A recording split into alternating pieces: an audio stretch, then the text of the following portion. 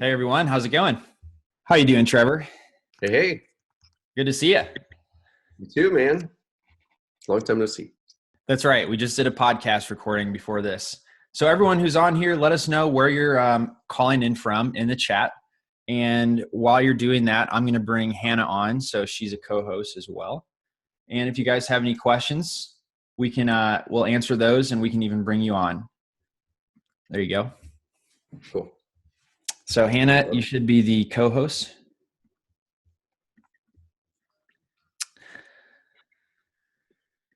All right, we got Stephanie from Boston, Andrea from Maryland, DMV area, Alan Wright from Memphis, Juan from Jersey, Brad from Utah.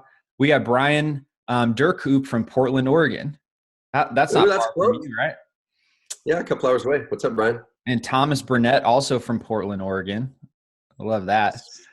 Got the Oregonians in the house. Oregonians. That's a mouthful.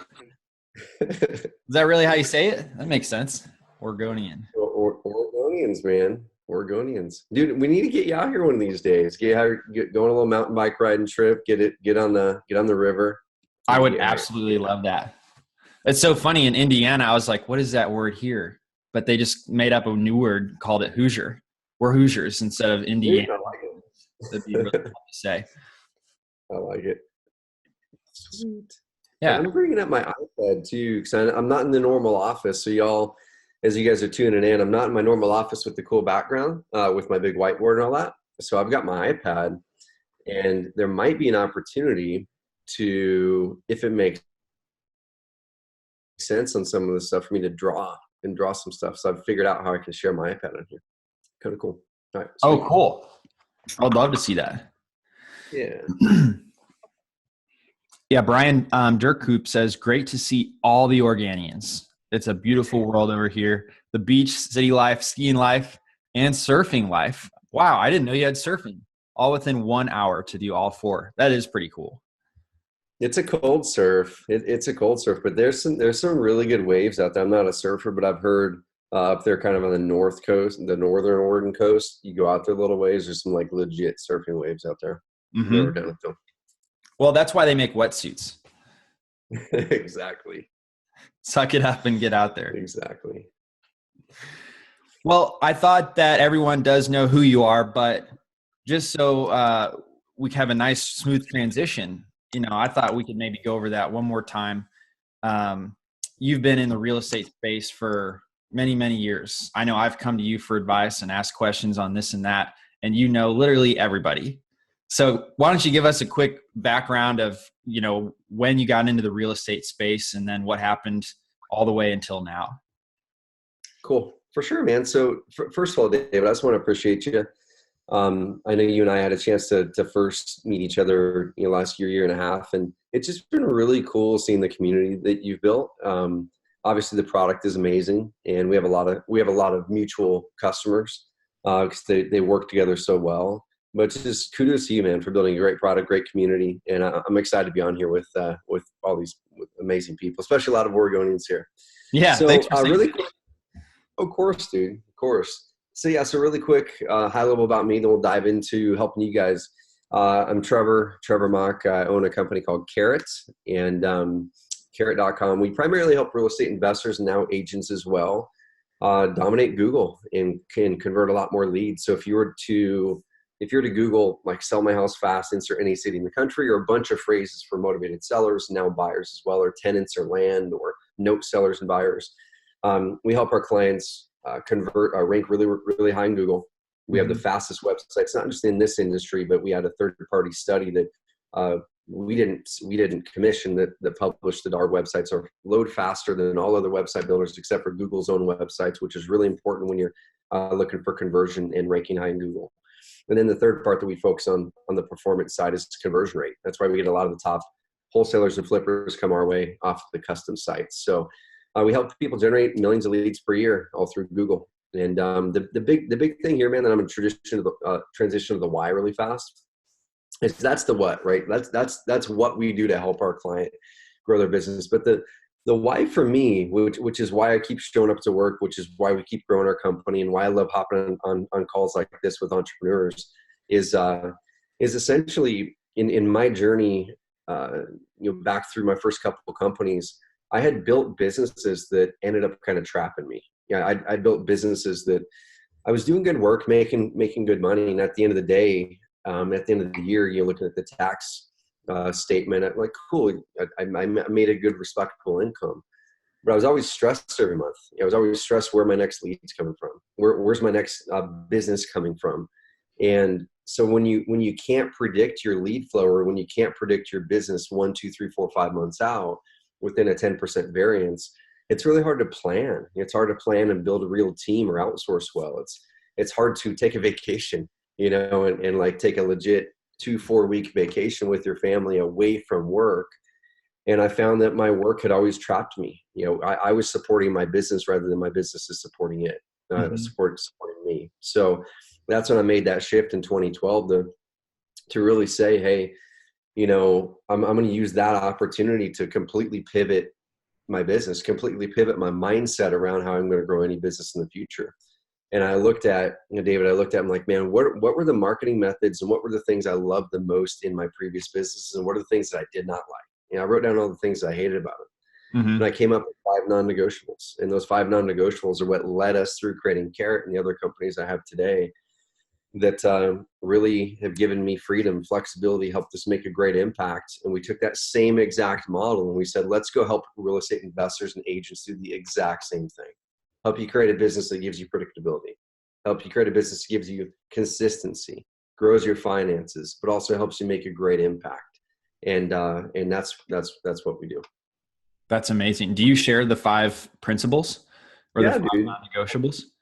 Yep, for sure. So here's something I challenge everyone to do right now. I think it's perfect timing, especially in the environment that we're in right now. The time that we're recording this, if you're watching this live, is kind of right in the middle of the COVID-19 stuff. And so this is a perfect opportunity for all of us to pull back and kind of reevaluate, right? It's like, let's reevaluate our businesses. Let's reevaluate our lives. What do we want to put concerted effort to right now while the world's kind of shooken up a little bit? How do we grow during this period rather than be stagnant? And I did that same thing in 2012. So mine are have fun. So my previous business, I didn't really bake fun into it. It was like, it was business. I'm not saying I wasn't having fun, but it wasn't an intentional part of my business. And so I'm not in my office today. In my office, you'll like see dolls all over the place, like our Carrot dolls, and our brand is a fun brand. So we have a lot of fun there. The next thing was work within my unique abilities. In my previous companies, I was doing lots of things. I was doing lots of things in my work that I was really good at. People would say I was good at them. I was getting paid well for those things. And there's this like weird mental trick that is, if I'm getting paid well for it and people say I'm good at it, that must be like my unique genius, right? Mm-hmm. And I think that's one of the biggest kind of falsities that a lot of us hear is, if you get paid well for it and everyone tells you you're good at it, you need to go all in on that. I think that's completely opposite. I was doing that and I was miserable. So what I started to do next was I started to chase energy. And so how do you chase energy? It's you work within stuff that you're uniquely gifted to do and that really gives you energy when you're doing it. You're really good at it. You get energy from it. It doesn't remove energy. And also, of course, people say you're great at it. So work within my unique abilities. What was number 2? Number 3 is build an asset. In my previous companies, I was kind of transactional. It was very transactional. We had good businesses, but at the same time, I think as entrepreneurs, we don't start businesses so the businesses can run us. We don't start businesses so we can have an income stream that we can never get freedom from. We start businesses because we want freedom, because we want flexibility, because we want to grow the finances, and hopefully we all want to make an impact. And so my previous companies, I'm like, man, I'm just churning transactions. I'm not building anything. I'm not like building any assets here that could be worth something if I ever wanted to sell it, or that could be something that I'm building something for the long term rather than just making income today. What happens if I get hit by a bus tomorrow and I'm just in transactional income? All of a sudden my family has no income. My family has nothing to fall back on. And that to me was stressful. So that was number 3. Number 4 was consistent and predictable. So any business I build moving forward in the future always has to have consistency and predictability, right? And so that's the same thing if you're a wholesaler.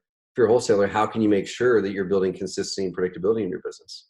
Buying rental properties or whatever it is. And the fourth one I can pull it up. I can't remember off the top of my head though.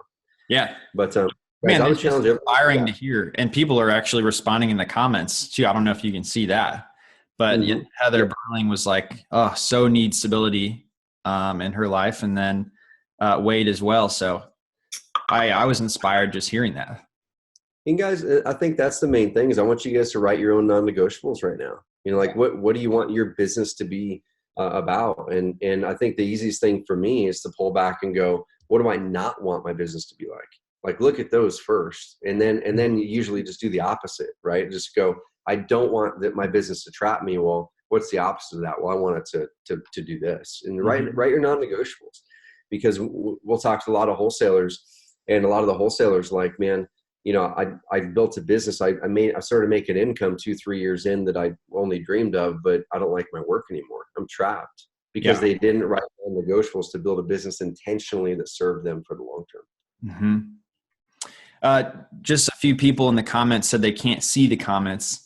And if you guys are leaving a comment, you need to change it to all panelists and attendees if you want everyone else to see that. So just clarifying that. Yeah, there you go. Cool. Yeah. Do you know Bill Bob Bash, by the way? He said he's a Carrot customer. And what's up, Bob?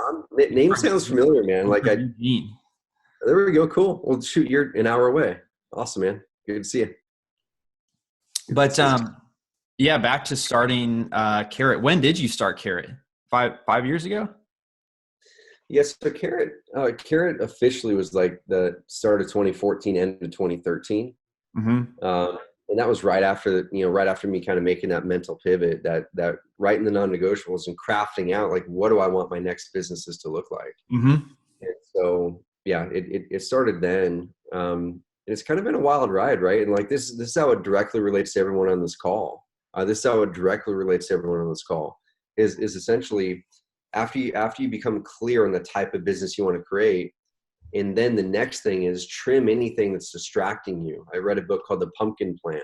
And this is the year before I started Carrot, David, I had a lot of things going on, right? I had like a business over here and rental properties over here and this other stuff here.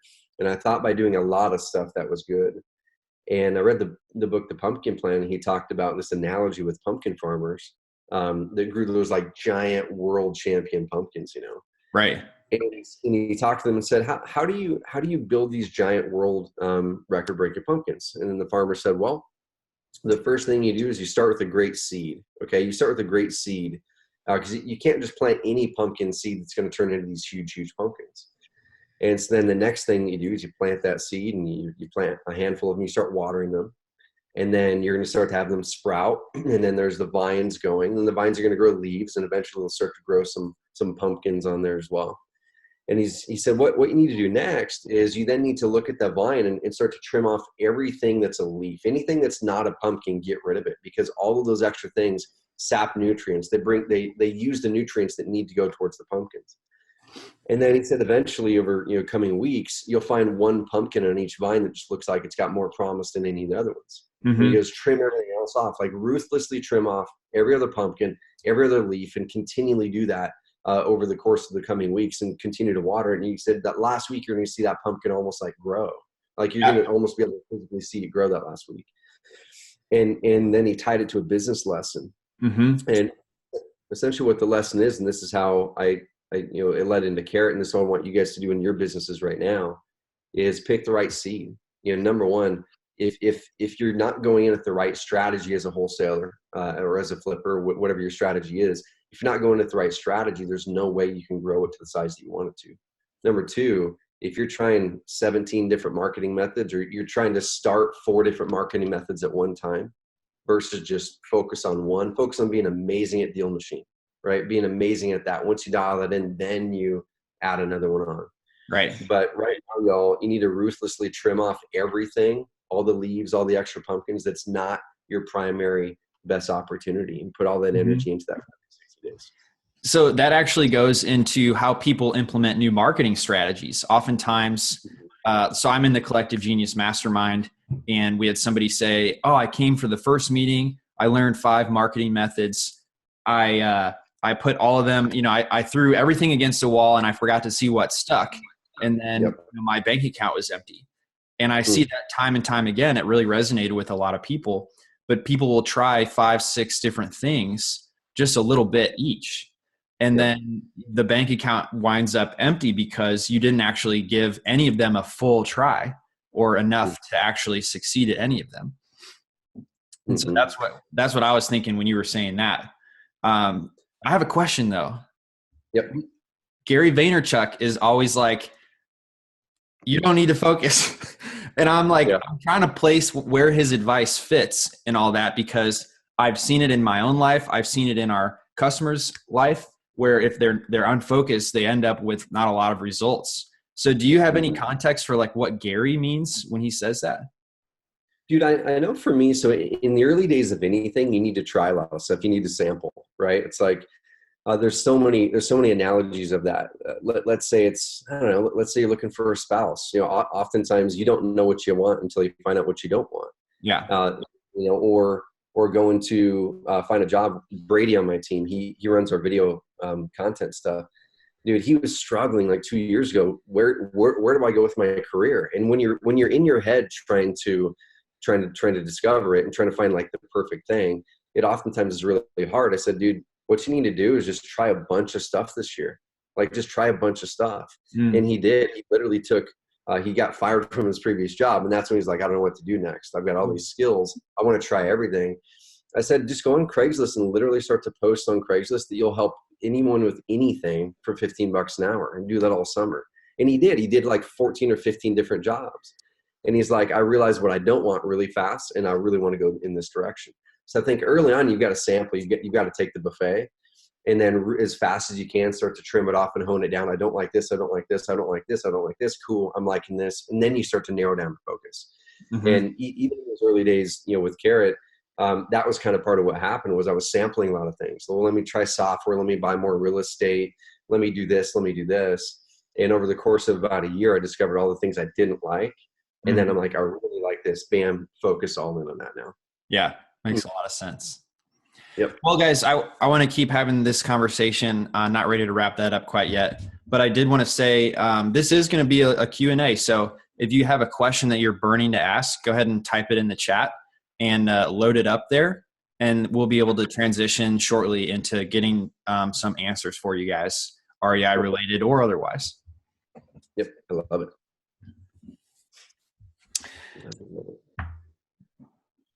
So since you started Carrot since 2013, and have you felt like it's fulfilled all of those 5 non-negotiables successfully? Yeah, I mean, I think here's the thing, man. It's like it's the same thing with creating core values as a business, which is something I encourage everybody on here. Like I don't care. Yes, Heather, this is 100% newbie friendly. If you have questions that you're looking to get over, you're like, hey.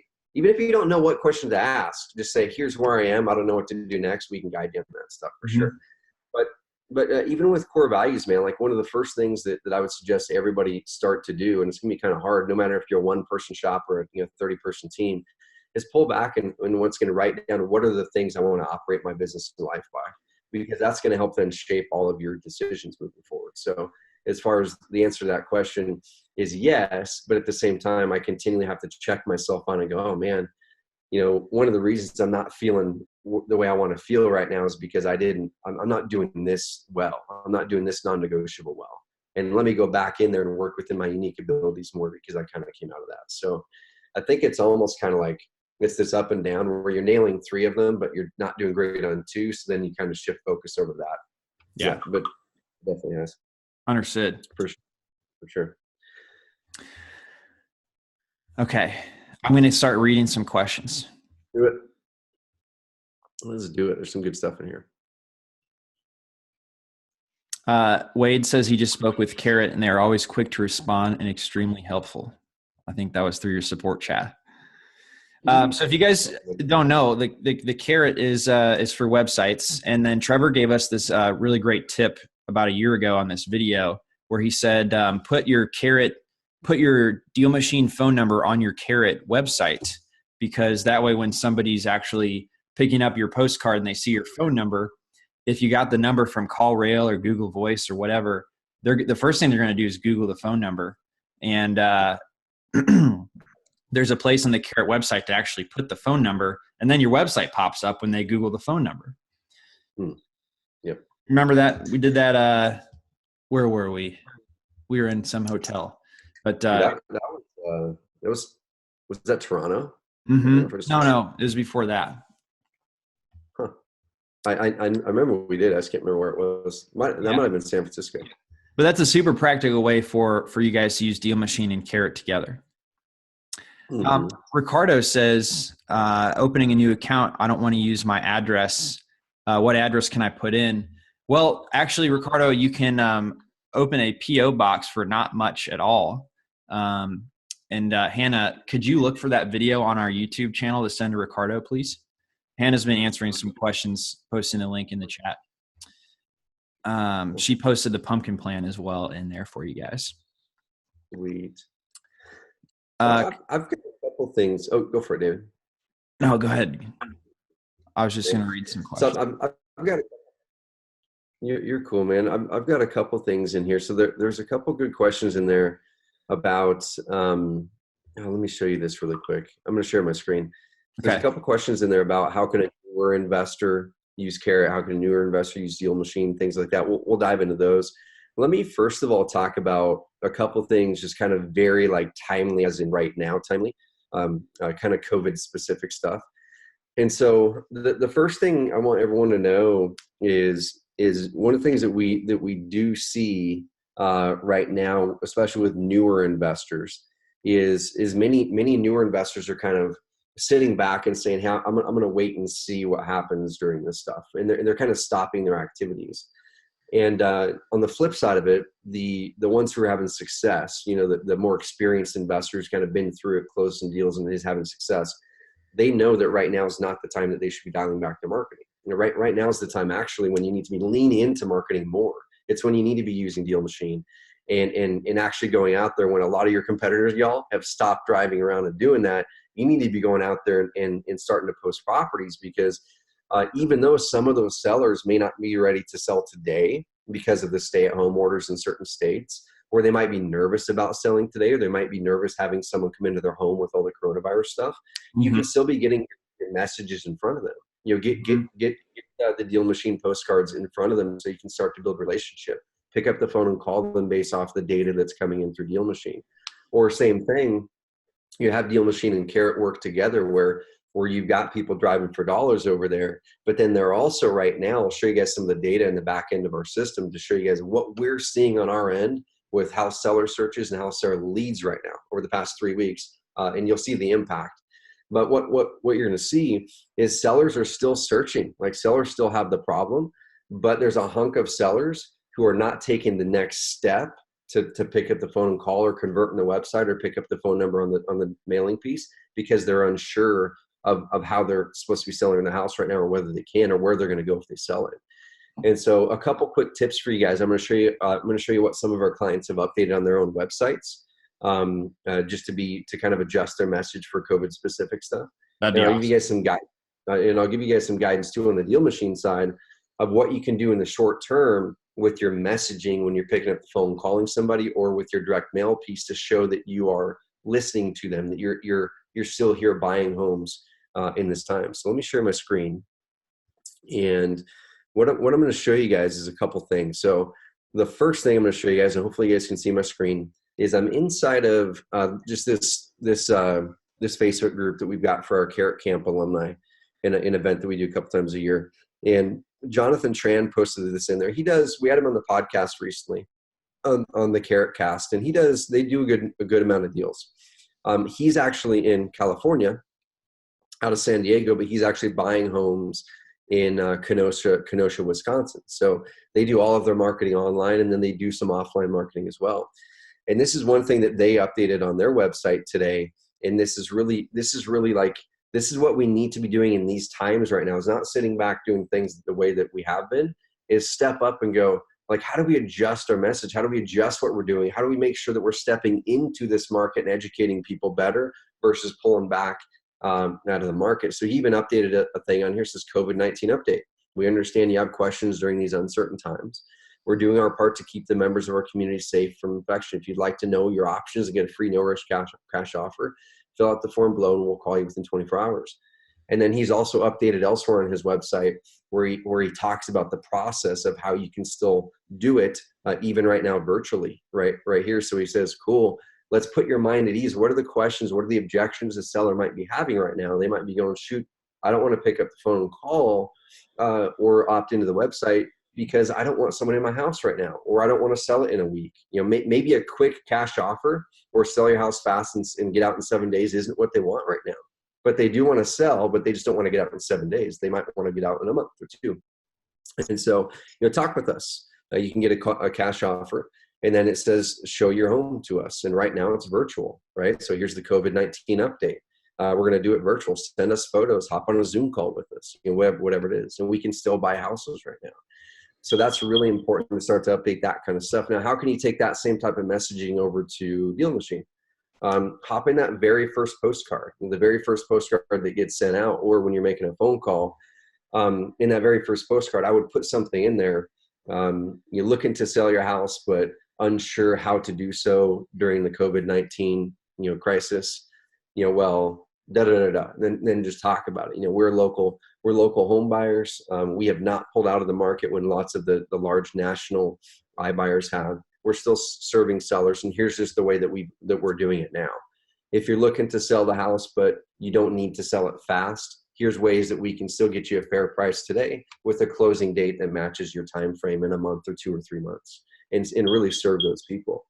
While all the other investors in your market are still coming with the exact same message. They're all coming with the same message of, we'll buy your house, pay cash quickly, but maybe they don't want a quick sale because they can't move right now, possibly. So accommodate to that messaging.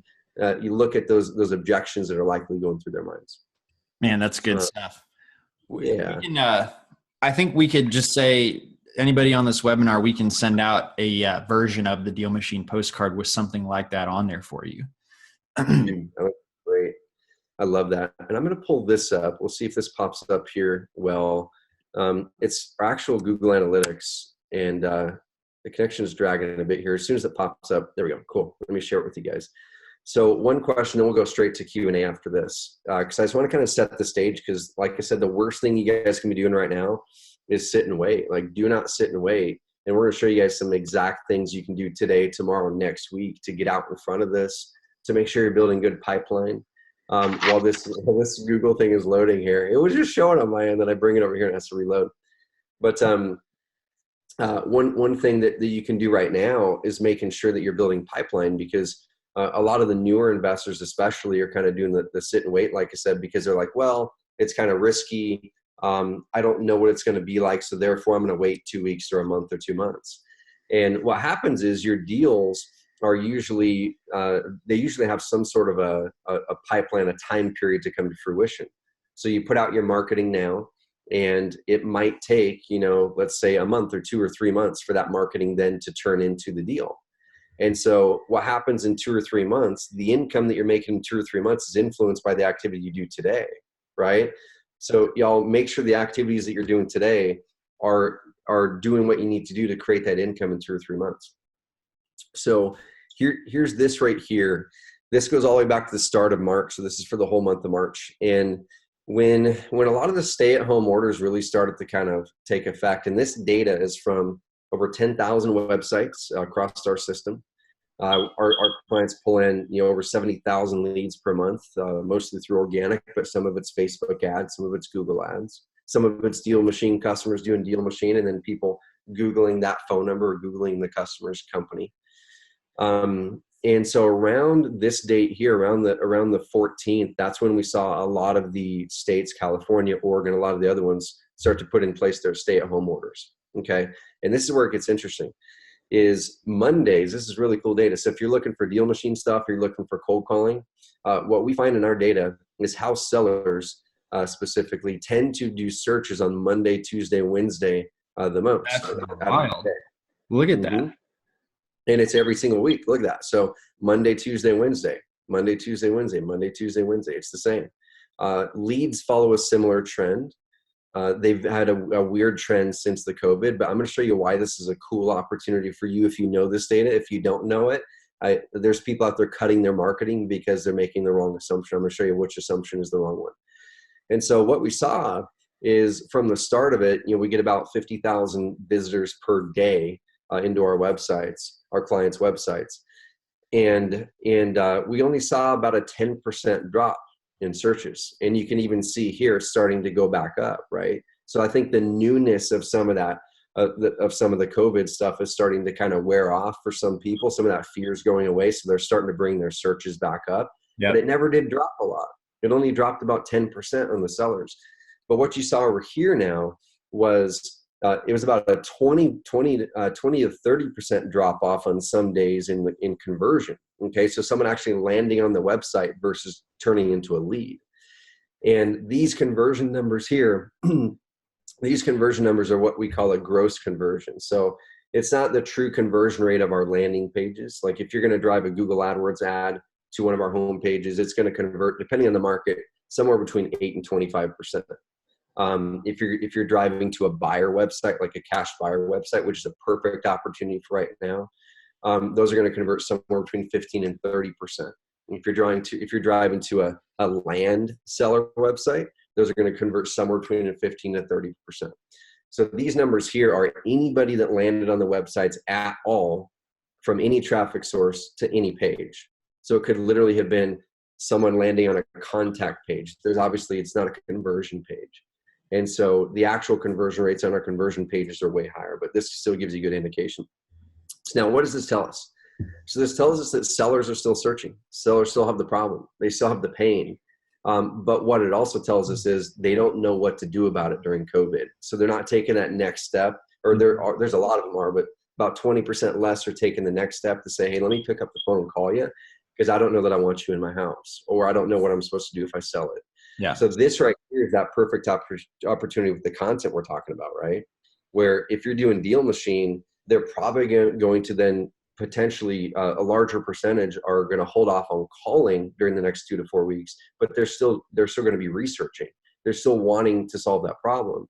So that's where it's really important to not stop with the one mailing piece. Keep the mailing pieces on drip with DealMachine over the next 1, 2, 3, 4 months. Because they're still the problem. They're not ready to step up yet until the COVID stuff calms down for about 20% of those sellers. And so then when they're ready, they're going to have 2 or 3 postcards in front of them from you.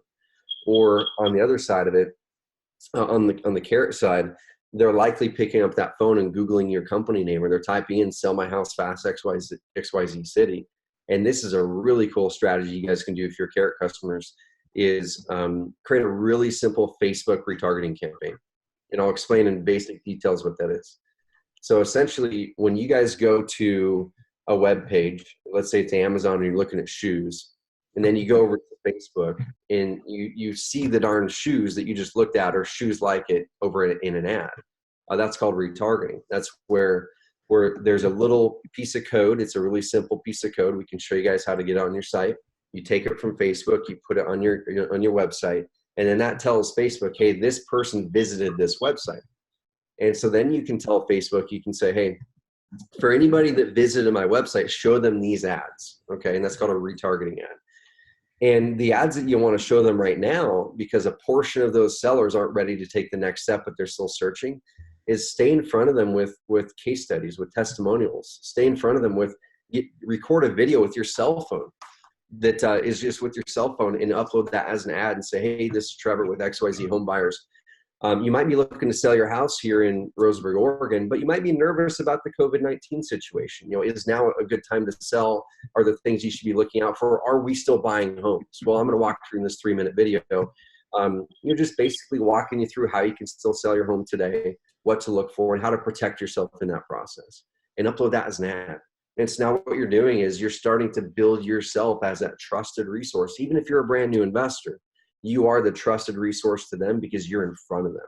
And when they're ready to sell, dude, they're going to pick up the phone call. 100%. I mean, this is really great data to see, because we all just think, oh, everything's shutting down, but it's all emotional and it's not data driven. And you can tell from the data that it's not shutting down, that people still need this help.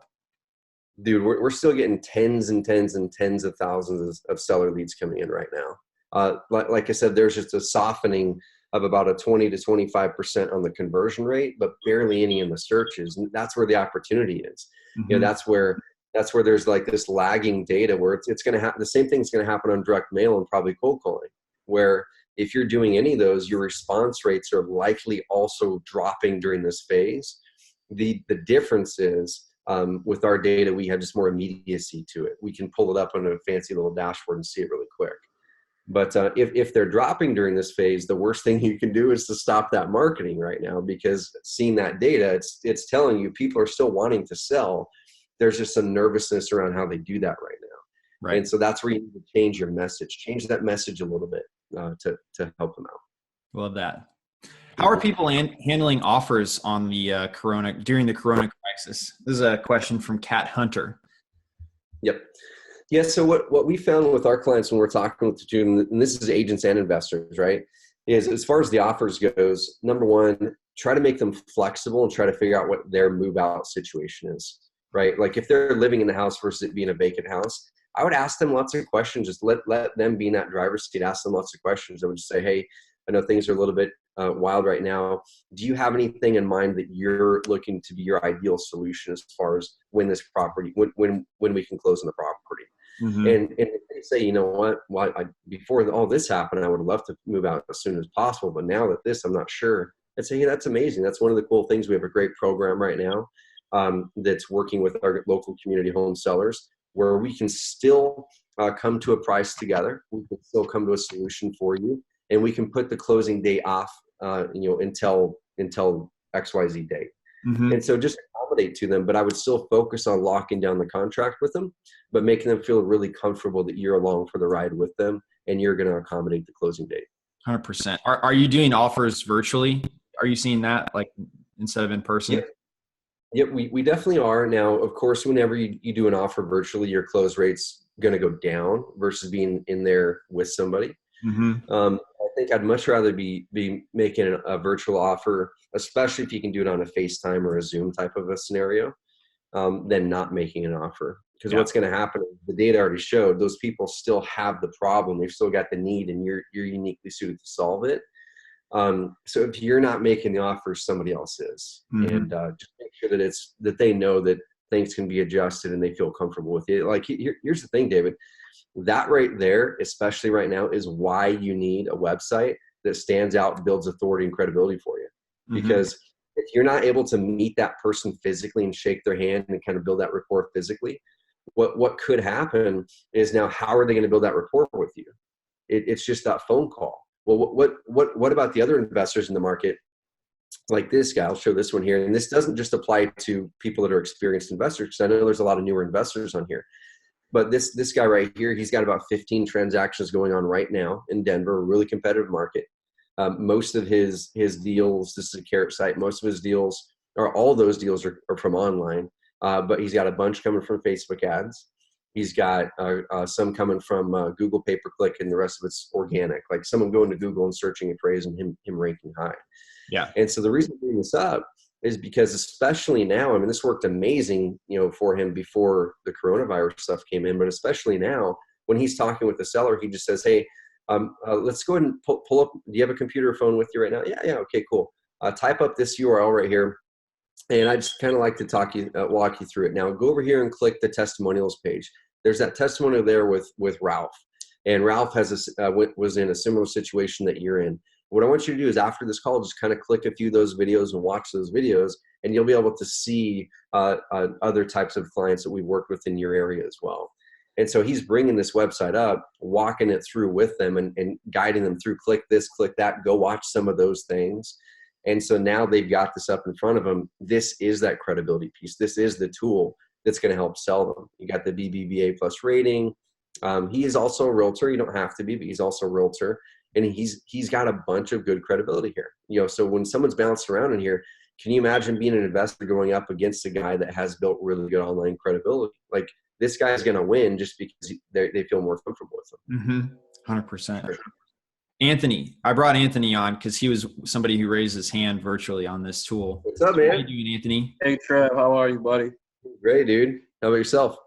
Oh, very good out here in King of Prussia, Pennsylvania. Been hearing about your product for a while. I'm a bigger pockets guy, so Cool. I've been following you for a while. Good, man. Yeah. I love it. So how are you seeing things, or any things changing out there in Pennsylvania? Any specific things we can dive in and help you with? Well, we were. I'm in Montgomery County, which was like ground zero of Pennsylvania when COVID started. So I'm actually I'm on a team. My team. I'm an agent out here, so we're Cool. a pretty good team out here in the suburbs. So what I and I pay attention to the market as well. So the question that I had, what you said was really important about getting out in front of this and not sitting around waiting on the sidelines. And this is something I keep hearing from from all the Zoom calls and a couple of the other webinars with some of the leading guys in the industry. They keep saying that, hammering that.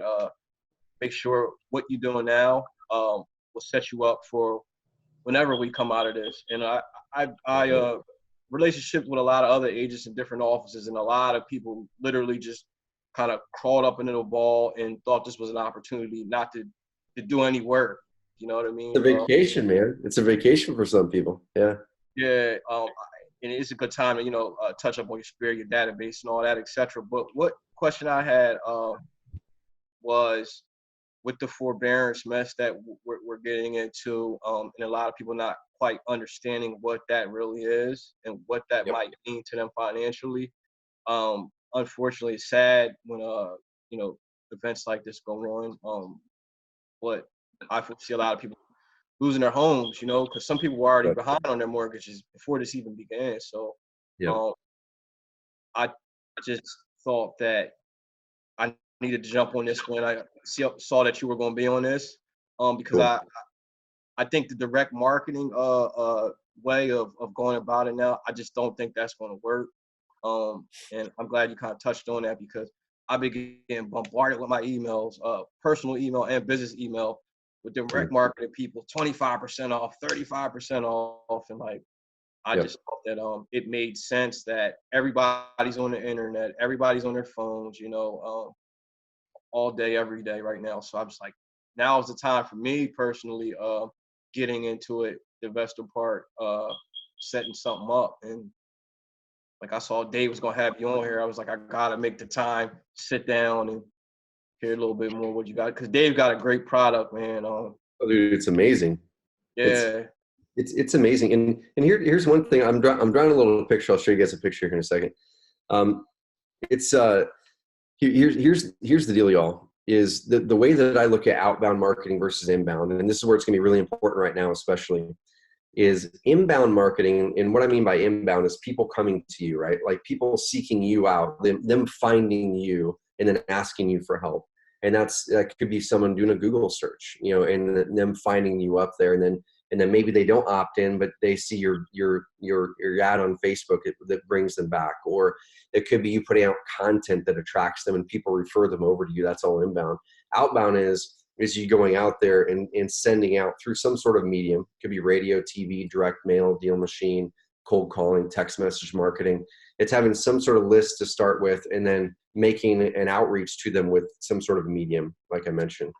And inbound marketing is where those people have an insanely high motivation, right? Because they're actively seeking out a solution. They're going online and they're physically typing something in that shows, I've got this problem, I'm looking for a solution. And so you're going to see, you usually see that type of a lead convert at a quicker rate, oftentimes higher margins, things like that. But it's going to be a smaller amount, right? It's going to be a smaller amount in volume, I'm talking, like volume of leads and deals. Where outbound was magical, where systems like DealMachine are just amazing, is you're going to be able to reach more people to activate demand. So there might be someone sitting there in their house, or it's a vacant house where they're not doing the search yet, right? They're not searching because maybe the pain isn't as acute yet for them. Or maybe they've thought about it, but they got busy. And then they see your direct mail piece, or they pick up that phone call and they're like, you know what? Yeah, this is something I want to talk about. I have been thinking about this. And I just haven't had the time to go reach out, but yes, let's talk about this. And so when we talk to a lot of agents and investors, your volume comes from your outbound, but the highest motivated clients oftentimes come from inbound because they're seeking it out. So pair those two up together. It's amazing. It's an amazing marriage. So definitely don't give up or don't put aside the direct response outbound stuff, because it works great. And if you're going to go out there, especially into a market, with your marketing message, that's where you're going to get quicker results, right? Because you're getting a list, you're getting something out there, and then you're getting results. If you're going to be putting out content online, it's going to build a lot of momentum. It's going to be consistent and predictable, but it's going to be slower results at the start. And so that's where it's really important to mix the two. Get some really good outbound going. DealMachine, hit the heck out of DealMachine right now, because there's a lot of people that are struggling for work, and they might be great property finders, right? There's a lot of people that are just like, they're out of their job and they could use some extra income, and they could be your bird dogs on DealMachine, and just start cranking up that over there, change some of that message.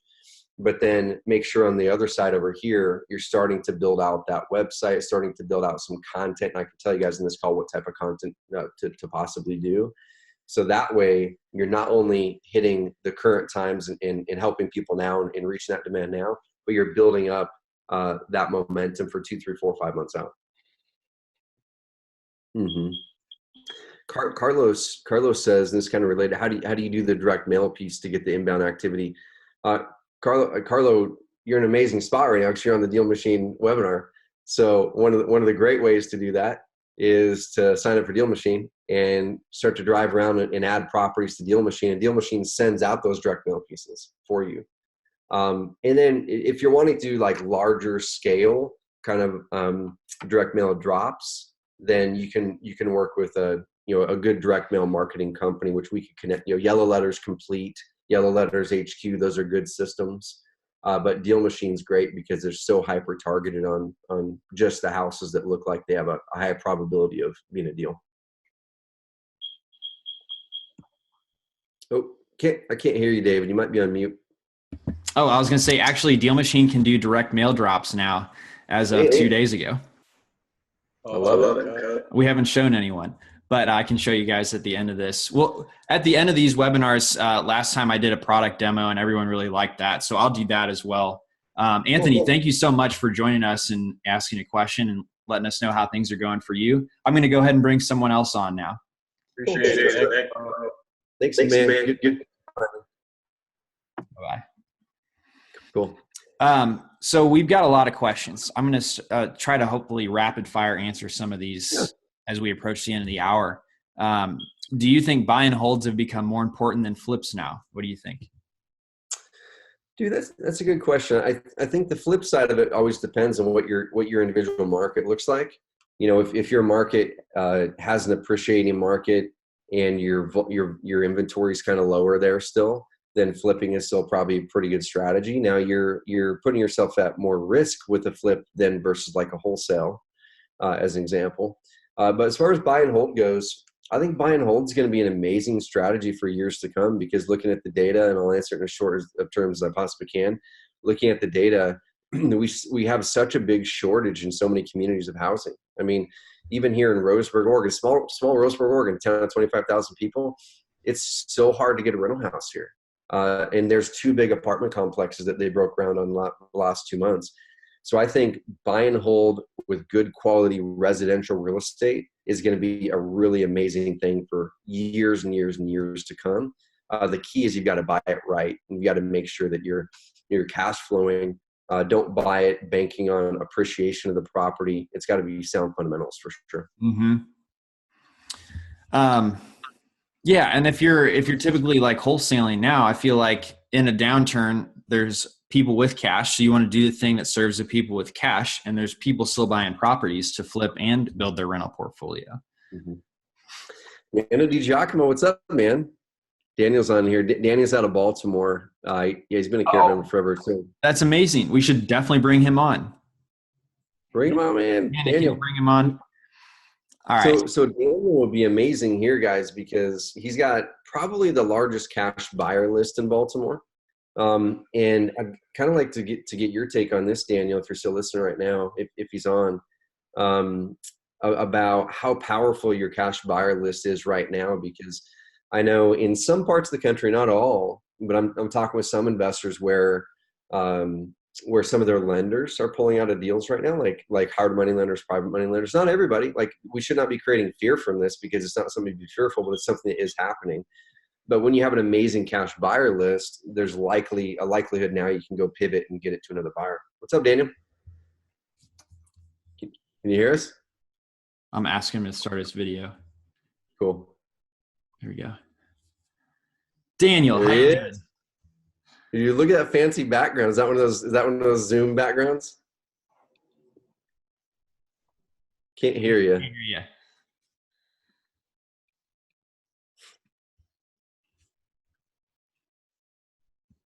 Cool. Brandon says he's in Baltimore too. Brandon, connect with Daniel. So he's going to get his audio going.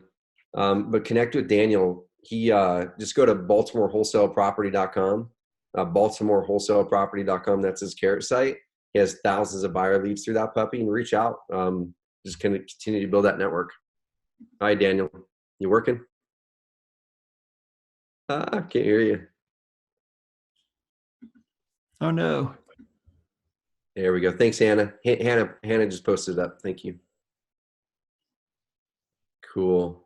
Well, while you're getting that, we can pick another question here while he's working on that puppy. Somebody asked, where do you build up your buyers list? Daniel, you there? Oh, I thought. Okay. They talk about buyers list. Yeah. What's the most effective way to build up a large buyers list? Dude, this would be an amazing question for Daniel if he gets his audio working. So here's a couple things you guys can do. Okay. One of the first things you can do that requires no investment of time or of money. It's just time. And I'm going to go all the way from like free to then something that costs money. Is on the free side, you can do a couple things, like take out a spreadsheet and literally just call any bandit signs in your area. You can Google sell my house fast, insert whatever your city is, and call the top 10 sites in there and talk to them. Just talk to them and ask them, because you're going to find a mix. You're going to find a mix of people who are kind of newer like you, and you can kind of pal up together and see if you can help each other. And you're going to find some people who are very, very, there he is. Dude, that just worked that time. I think you got me. Yes or no? Yeah, we got you. Let me finish this off. I want to toss it over to you because you're like the perfect person to answer the buyers list question. So another thing you guys can do is Google search, that type of a phrase, like we buy houses, insert your city, or someone else fast, insert your city. Follow up all those people and just have a conversation with them. You're not in competition. You're in collaboration, and get to know them. See if they're buying properties, or they're using their own money, getting money, or they're wholesaling. That way you kind of know what it is. But Daniel, you welcome on here. So his comment up above, guys, said, where did it go? Said, DealMachine's an amazing product. So is Carrot. Been a Carrot customer since June of 20. That's crazy. June of 2014. I definitely closed 7 figures worth of leads off that I found because of my Carrot site. Building credibility is insanely important to the business. Dude, so on the buyer side of things, because you have a ton of buyers through your Carrot site, like thousands and thousands. What are you doing to build your buyers list?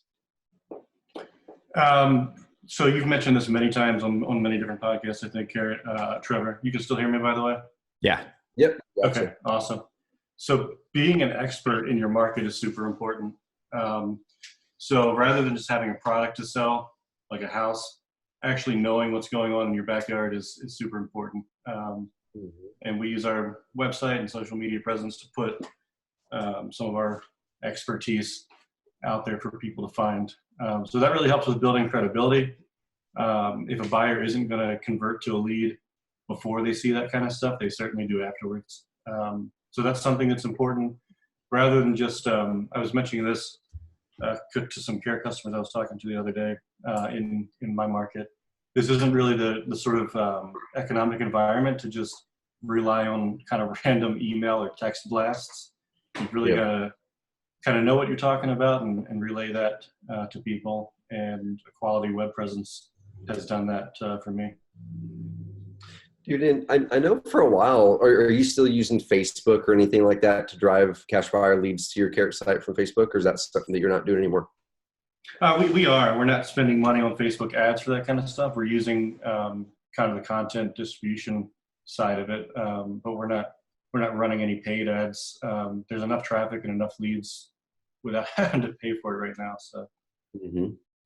And is that something, kind of last question for this, is that something like, especially right now, and this is not a loaded question, I just want your honest opinion.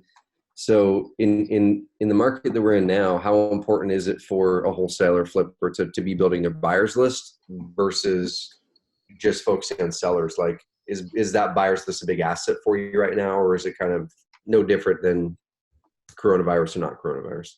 Yeah, so I think that having a large active buyers list that we have real relationships with, I kind of want to say real relationship. When our buyers leads comes in, we actually have conversations with those leads. We pick up the phone and try to figure out what's going on. Massive buyers list right now is extremely helpful because we can stay in touch with our buyers, and they can kind of let us know what they're doing. So some of the questions I've seen scrolled here in the chat about whether people should be focused on buy and hold or fix and flip, those questions are answered for us already because we're talking to our buyers. So we know exactly what our network of buyers is doing, what they have the ability to close, what they want to close next, and that really shapes our business. So we don't really spend money trying to track down the wrong product. Yep, cool. Yeah, guys and gals, there are a few questions on building buyers lists. I'm sure David's got some good YouTube videos on that possibly, and we've got a couple, even with Daniel. I think we did one where we just talked about how you built your big, multi-thousand person buyers list in Baltimore. So just go to Google, guys, and type up Carrot Cast and Daniel DiGiacomo, DiGiacomo, and you'll probably find that podcast where we dive into it in a lot of detail. That's right. And Daniel was featured on CNBC, I believe. Was that the news station? Yep, it was CNBC. For the drivers that you hired to use DealMachine. Correct. Oh, that's right. I printed out the news article. It's like blown up, and I haven't sent it to you yet. Oh, yeah. It's been a whole year. I'm gonna send it to you. Awesome. How's the driving going right now? Are you doing any driving right now during the coronavirus? People are, some of the drivers are active. I will tell you this: there's been kind of a downtick in the core group, which was kind of the Lyft and Uber drivers. I think that's kind of what I focused on. So those people necessarily aren't adding the same volume they have been, but there's been a little bit of an uptick in people that are looking, like Trevor said a couple minutes ago, people that are looking for another way to make a couple bucks. So been an uptick there, but overall, I think things have been a little bit slow the last couple of weeks. People are just kind of in limbo trying to figure out, how serious they think this thing is and what they want to do and what they can't do. And of course, there's a lot of markets that we're in that are kind of under some sort of restrictions in terms of travel and things like that. So it's been a little bit challenging, but stick with it. Another thing Trevor mentioned a little bit ago, just be consistent and stick with it, and things will turn around pretty quick. Yeah. Well, really glad to see your name pop up here, and glad you could join us for a little bit. Yeah, absolutely. Sorry about the microphone thing. I wasn't quite ready. No, that's totally fine. Thanks, man. Good to see you, Absolutely. Man. I'll talk to you guys later. Okay. Hey guys, I just put in, there's a couple people that asked for the link where he dove into how to build that buyers list. I just put in that podcast. Nothing to buy on there at all, guys. Just go in there. We tell you exactly how he built up a big buyers list. Nice. Dude, someone wants to be his janitor. Says, hey, Daniel, if interested, I'll work for free as an intern or janitor just to absorb. Dude, that's the mindset that you need. Right. I love it. Are they actually already in Baltimore? Yep. Brandon's in Baltimore. Amazing. Well, Trevor, if you need to get off, I completely understand, and I'm so thankful for your time. But if you want to stay on as well, I'm going to still hang out for a little bit with everybody. But just wanted to say how appreciative we are of your time and everything. No, I appreciate it, man. I've got a few more minutes for sure. I just texted Brent. Brent Daniels and I are hopping on after this. I texted him. We'll bump it back a bit. There's some good questions in here, guys. So, Okay. You want to pick and choose? Looks like you've actually read through maybe more than I have. Yeah, I was jamming through this pretty good. Okay, so here's one here from, is it Eduardo? Yeah, from Edward. Says, what have you seen to drive traffic to the Carrot sites the most? You mentioned people Googling the phone number off postcards, outbound marketing. Is the site better used to build credibility, or marketing and Facebook SEO to drive traffic? So the short answer is this, is the first thing that we always have people focus in on. And I'm going to do this just because I haven't done this yet, and I want to do it because I've got the iPad pulled up, and it's like, oh, let's show how this iPad thing works.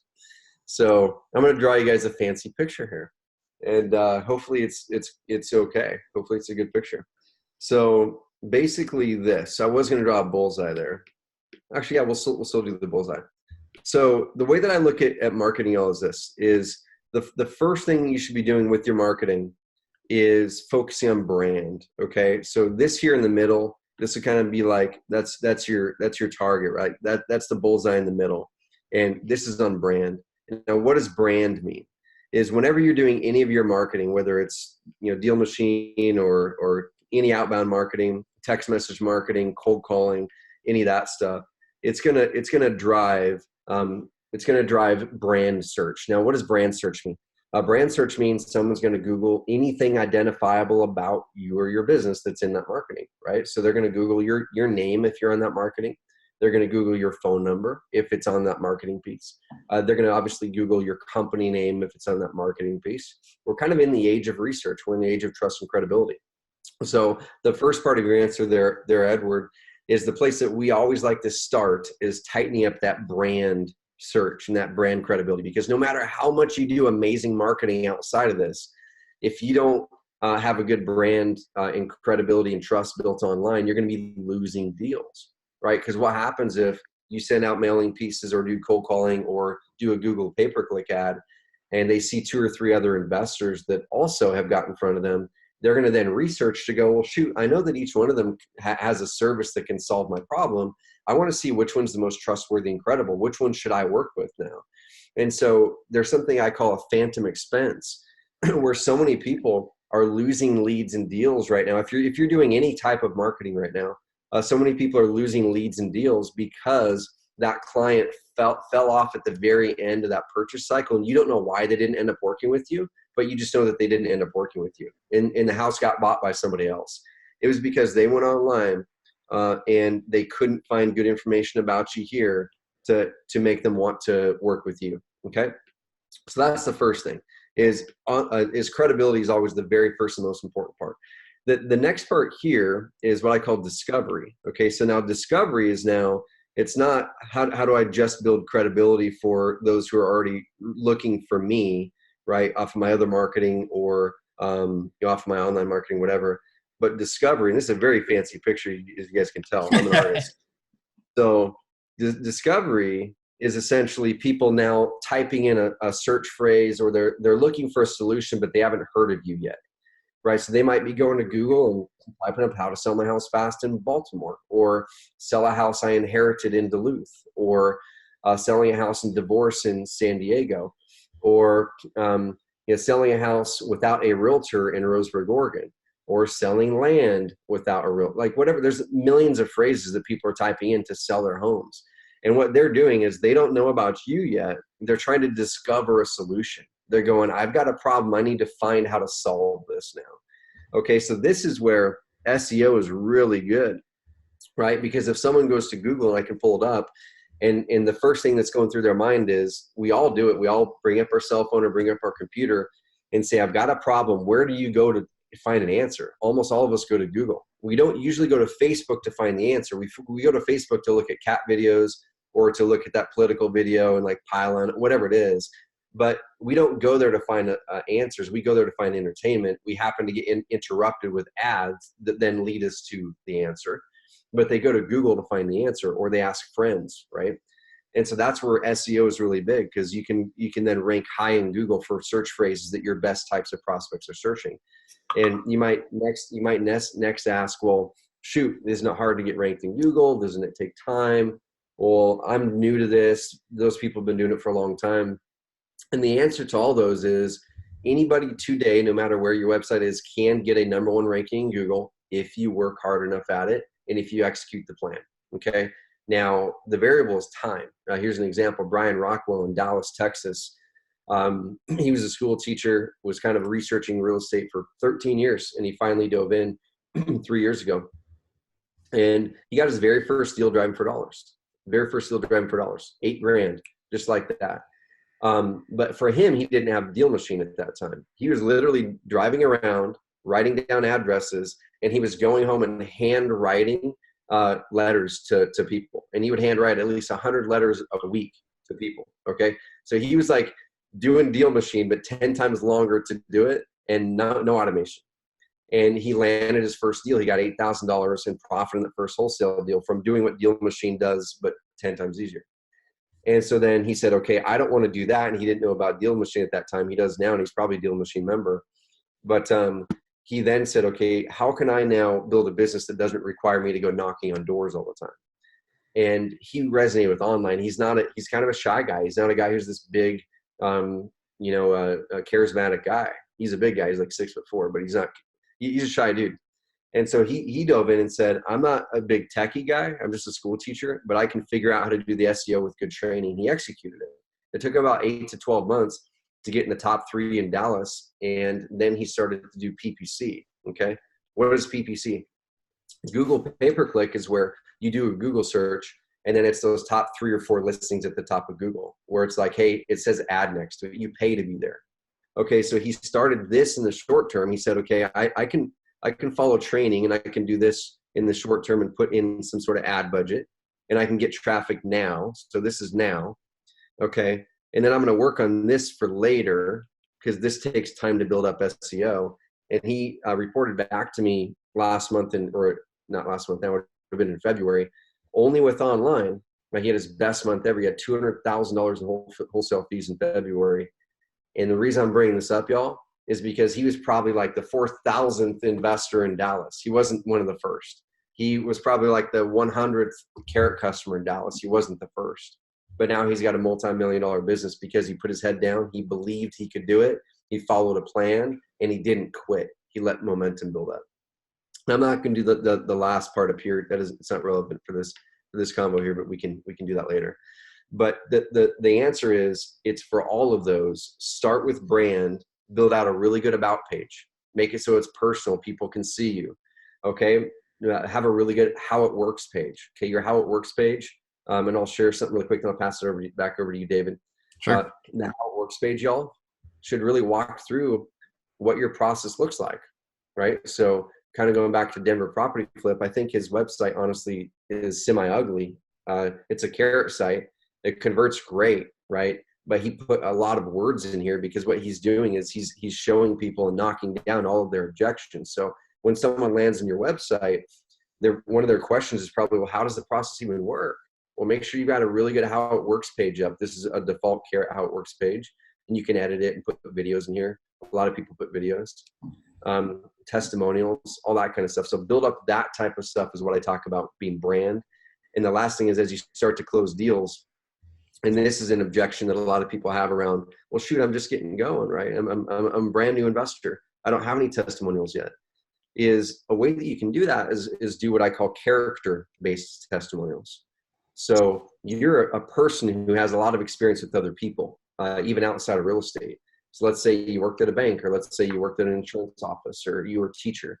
Who can you talk to in your life to have them give a character testimonial about you as a person, rather than just you doing deals? So reach out to that mortgage broker you've been working with for a while, or that banker, or the insurance agent, or your coworker over here, and say, hey, Sally, I'm diving into this real estate thing. I'm really excited. I've done a lot of research. I've got a great mentor. I've got great people like David and the DealMachine crew. I would love would you be able to just kind of jot down just a little snippet of how it's been to work with me the last 10 years? I know we've worked on a lot of projects together. Just talk about anything about my responsibility, or how I show up and follow through on things I commit on. Go to your mortgage broker. Hey, Bryan, been working with you for years. I know we bought a few houses with you, and just whatever. You can just jot down anything about me. Hey, person, I've been volunteering at a local charity. We'd love, would I be able to get a little quick video about you and the time that we've had together working and helping our community be stronger? Yeah, okay, cool. Let's get that down. And then start to build those out on your website. And then that's better than nothing. As you close deals, then add case studies and testimonials and stuff like that. Yeah, for sure. That's awesome. Do it all. Picture is helpful. Yep, exactly. Start with Google. So yeah, nail brand, and then start with Google pay-per-click. Google pay-per-click, especially right now, Facebook and Google pay-per-click ad costs are lower now because of COVID, because a lot of people pulled their spend out than it was a month ago. So it's a great time to get into it as long as you're following a good plan and have a high converting website. Awesome. It's helpful to see real examples too. So I'm glad you're pulling up the actual customer sites. Yeah. And here's this. Let's see. I'm trying to think of another go to, even in small towns like, so even here in Roseburg, so Anthony Beckham, he's a local real estate agent, and he started to flip houses as well. And this is a town of 25,000 people, y'all. Okay, so he's got his real estate agent site with us. He does really good as an agent. He's like 22 years old, and shoot, I think he brought in 300 grand in commissions last year. In a small town. I'm not sure if this is his agent site or his investor site. Yeah, so this is his Carrot site on the agent side of things. But he's got one of these on the investor side of things. And let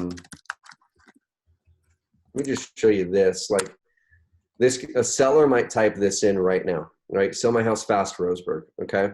What you're gonna see here now, these are the ads. So if I was gonna go into any market right now, what I would do is I'd launch a Carrot site, and I'd go get DealMachine. I'd start to allocate certain hours of time every day, driving for dollars, or having someone do it for me with a budget that works. And David can walk you through how to budget things out correctly in the DealMachine side. And then I would start to build out a website, make sure it converts high. That's what we focus in on, is the conversion, the performance. You can build a Wix site, but you're probably going to lose deals from it. One last deal, if your average profit deal is 10K, you just lost $10,000 from an underperforming site. So it's actually really expensive to have a cheap site. And so over here, after I launch that site and start to get that credibility and brand built on there, then you go back and watch one of our videos on how to peg your marketing budget and your pay-per-click marketing budget. And then I would launch a low-cost pay-per-click campaign. And we have other videos, don't have time to do that now, but I can send them to you. I can link it up, y'all. They're free content that shows you guys how to dial it in. Okay, and then launch a very low-cost pay-per-click campaign. Depending on your market, the cost will be different. So Anthony here, for Sell My House Fast for Roseburg in a small market, he closed, I think it's like 6 deals just from Google pay-per-click right here. I'm going to take him out to lunch because I just cost him about $15 by clicking his ad. But it lands on this site here, which is same thing, a Carrot site, very clear message, sell your house fast in Roseburg, very clear, big call to action. It's going to convert really well. And then he went in here and just did basic customizations. All the content was already here. He just decided to customize it a little bit here. So he's getting leads and deals every week, or leads from this every week. And he closed 4, 5, 6 deals last year in a very small market, 10 to 25,000 people just from PPC. And then over the long term, right, that was fast. You can get those ads up tomorrow as long as the website converts well. Over the long term then is he then started to do SEO with our system, which makes it rank really well. So this is a Carrot site. That's an agent. This is his site. That's a Carrot site. That's a Carrot site. That's a Carrot site. Carrot site. Carrot site. So almost all of page 1 is all Carrot sites. And that's kind of the tool. The tool performs really well. You just got to execute the plan. Build brand, launch DealMachine, carve out hours every day, get your credibility up on your website, launch a low-cost pay-per-click campaign in the short term to get leads coming in, and then long-term follow our training to get ranked high in Google. I love the action plan. That's amazing. Everybody, if you do that, you will be successful. It takes work, right? It takes work big time. Cool. We had some folks asking some questions about DealMachine, so I'm going to transition over to those now. And I'm going to do a little bit of a screen share. If you've got to hop off to do Brent Daniels' call, that's totally fine. Just wanted to say thank you again for joining us. Dude, I appreciate you big time. I am going to hop off to go over there, but here's what I'm going to finish with, y'all. I'm so excited for everybody on this call, no matter if you're really experienced or brand new, because even though it might be kind of scary being in this weird market, this is a perfect time to do it. Because once again, there's a good hunk of people who are pulling back, and this is your chance to get in there when there's less clutter in the market. And that plan I laid out there, y'all, if you guys just use DealMachine and just get out there and hustle, the numbers prove that you will get deals as long as you learn how to negotiate those transactions. If you don't know how to do that, connect with an investor in that market. Okay. And then once you nail that part of it, then figure out if you want to do the online side. If you want to do that, we're going to be here for you. But either way, guys, DealMachine's your app. Dive into it and crush it. Thanks, man. Thank you, Trevor. Really appreciate it. See you guys. Thanks. Yeah. And then Hannah, if you're still hanging out, why don't you start your video if that's possible, since Elise has a migraine, guys. So she usually does this demo with me, but I'm wondering if Hannah can step in for that. We hope Elise feels better. She gets migraines from time to time. Hey. Hey, guys. Hey, guys. Molestin says, come in clutch, Hannah. Awesome. So, are you ready to rock and roll with this demo for everyone with me? Let's do it. Okay. I've got my screen shared, guys, and everybody was like, what's the difference between Carrot and DealMachine? Well, somebody was. And Carrot is a website for your business, and DealMachine is a tool to help you identify distressed homes and drive for dollars. So I'm going to show you exactly how it works. We're on my computer right now, but it looks the same on your phone. So basically what you would do is you'd drive around and you'd look for a house that looks run down. You're in your car on the actual street. And then when you see it, what you'd do is you'd click the property. Let's say it was 1302. So you'd click the property, add it to your marketing list, add a photo of the property, and then you'd keep driving and you'd look for more properties that look run down. What you do is actually keep that going until you've got at least 200 properties in there. And I saw somebody in this chat actually said they sent out 500 mailers and they got a deal worth 10K after 2 weeks of work. Now that's actually very quick results. I typically would rather say, the work that you do now is going to actually contribute to your paycheck 60 days from now. So have some realistic expectations. But this is actually what happens if you go out there and you add properties and you continually get in touch with those owners. And then somebody else asked how to send off a postcard. And so once you've got the deal added, you would actually just click Start Mailers, and it's going to send a postcard to that property owner.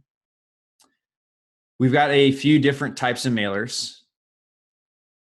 Let's see here. This is the DealMachine Classic, and it's going to say, is this your property? I'm interested in purchasing your property at so-and-so address.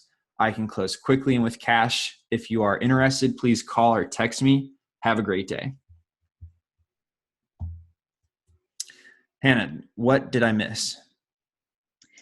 I mean, nothing there, but going back from a few questions that we got earlier.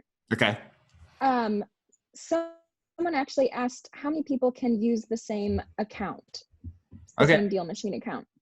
Okay. Brandon says sending now, so I wonder if he sent a mailer too. That's awesome. So what you do is you go over to your team area and you can click invite team member. And so our basic plan lets you have one additional team member besides yourself. And the professional plan lets you have 2 full access team members and 2 deal finders, which are like limited access people that can go out and drive for you. And then our enterprise plan lets you have 300 deal finders. And it also comes with this collect deal finders button. And you can set up a landing page so you can recruit drivers and they can actually sign up under your account on this landing page. Let's see. Okay, so Suzanne says, how do I find mailers that are in my list already? Well, great question, Suzanne. You would actually go to the deals button, click on the list view, and then you just search for whatever property you were mailing. And when you search, it should pop up here, and you can click it. And then in order to change the status, you could say with marketing. So you're sending out marketing. And if you did not want to send marketing anymore to it, you could switch it to marketing complete. And that would actually stop any of the mail from going out. Hannah, did you see any other questions in the chat today? Yeah. One was from Thomas Wirtz, and he said, using DealMachine can help you create a unique lead list. Anyone can buy a list, but when you drive for dollars, you can find properties. Hold on, let me go back to him. Oh, so basically Thomas's question was, using DealMachine, how can you differentiate yourself from other people who are buying lists? So can you expand on that a little bit more? Yes, absolutely. So it's easy to buy a list. That's why everybody does it. The downside is because everybody's sending to those same easy to get lists, it actually becomes more expensive. You're competing with a lot more people. The recipients of your mail are getting a lot of mail from a lot of other people. And the cost per deal goes up because you've got to send out more postcards in order to lock in a deal. And so the reason why driving for dollars has historically been such a great newbie strategy is because it is extremely targeted. So you're not spending nearly as much on mail in order to get a deal. And DealMachine has made it scalable so more established operations can take advantage of that same targeted nature and the good ROI that you get from it. But with DealMachine, you're basically building your own list of properties that look distressed. And you can't go online and buy a property list of distressed properties. It doesn't exist. You have to build that list yourself based on what the house actually looks like. So that's the main difference. Price-wise, I actually have this slide, but that actually might be helpful. Let's see here.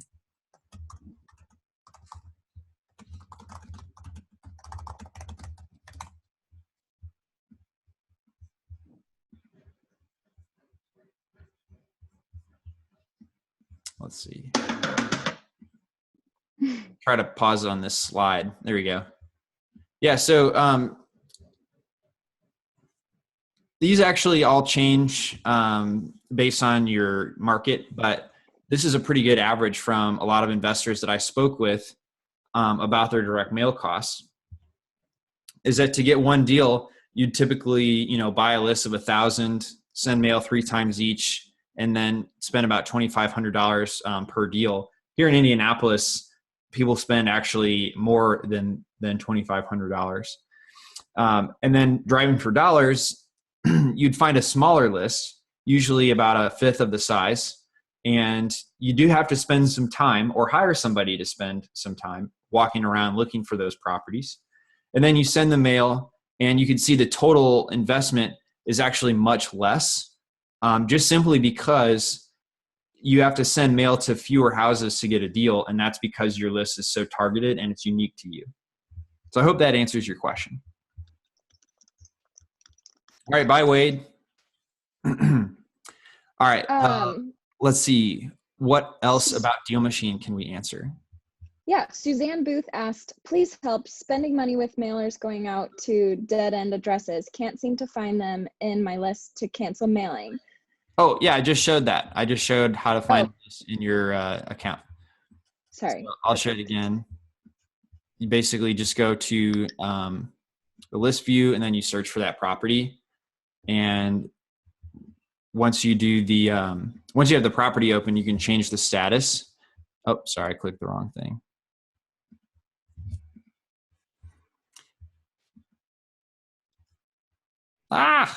Anyway, you change the status. You change the status so that it just pauses the mail. But if it's going to a dead end address and you're getting that mail returned, that's actually a really good thing because it means if anyone else is sending out mail to that owner, it's also getting returned because everyone's getting the address from the county record. Okay. So what you want to do in that case is, let's see here, get out of this search. You want to actually do a skip trace or enhanced search and call that person. You want to dig deeper than others are willing to dig in order to get the leads. And because nobody else is doing that, you're going to be the only person that they're talking to because no other investors are able to get a hold of them. So couldn't find the phone number on that one. Trying to find another example. Oh, here's one. Enhanced search successful. And then the number pops up down here and you can call them on the spot. Okay, so Bruce Lynn says, can we mail one time? And Bruce, I think that would be a waste of money if you only mailed one time. Here's why. In any type of sales, it takes multiple touch points to close a deal. So like how many, this is not real estate specific. This is in every single industry. Okay, so here's an article from HubSpot. 8 touches is a good benchmark number of touch points. Okay, and I bet, let's see if we can get another article here. Okay, here's one from Rain Sales Training. It takes an average of 8 touches to get an initial meeting. So basically my point is there's just like tons and tons and tons of literature out there that all agree it takes more than one touch point to get a deal. And so I feel like if you're only sending a postcard one time to everyone, then you really shouldn't send anything at all because you're going to get those deals when you're consistently reaching out to them. Very good question.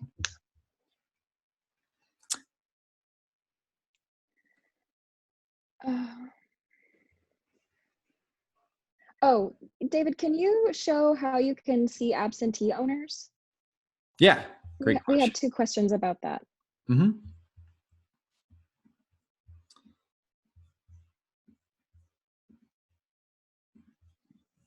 And as you're pulling that up, Harold Ozeta asked, can we drive for deals in different states?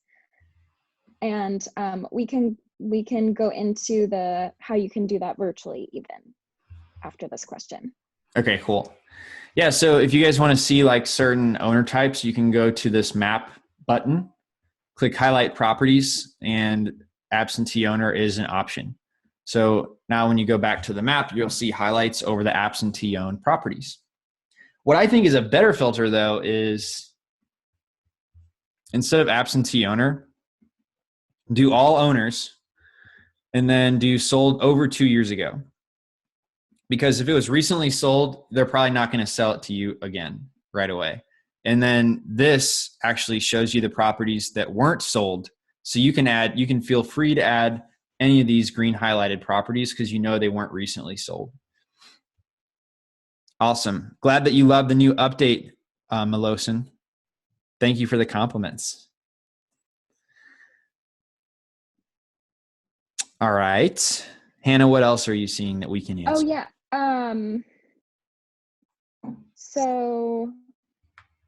Talk about how you can drive for dollars or drive for deals in different states. Harold asked about that question. Yeah. Well, there's nothing stopping you from doing that. The only thing that you might want to do is have a different phone number. And the way to do that is on our enterprise plan, it lets you have a bunch of signatures. So let's see here. Because it's always great to have a local phone number local to the area that the person is receiving it. So that way they feel like they're going to be working with a local person to sell their house. And so the way that you can set that up is under mailers. We have the templates. So this is a sample of a lot of our popular templates. But when you're editing a template, you have to select a signature. And so if you're going to work in multiple states, you probably want to have multiple signatures. So you would go down to signatures and then create a signature for each state and then customize that with a phone number for each of those locations.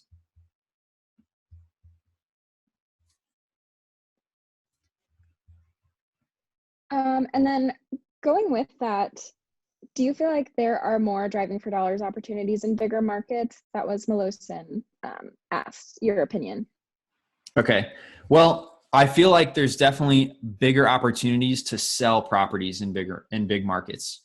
So I'm trying to read his question. Like, is he talking about going out in the woods where there's rural houses versus like a city like Indianapolis? Or is he talking about Indianapolis versus like Seattle, Los Angeles, and New York City? And so I'm not sure which way to answer the question. But if you're talking about Indianapolis versus going out in the woods, definitely Indianapolis, because there's going to be a lot more people that want to buy properties in Indianapolis. So you'll have an easier time selling that property. And then if you're talking about like Seattle or New York City, I would say get to know the market that you're in. If you're right there, you can do deals. It just costs more to get those deals. The upside is you get way more profit. The price points are way higher. And so that percentage of profit that you're going to get from a wholesaling spread is going to be much higher. We have users in all these big cities that do deals, like TJ Ruzo. Did I say his name right?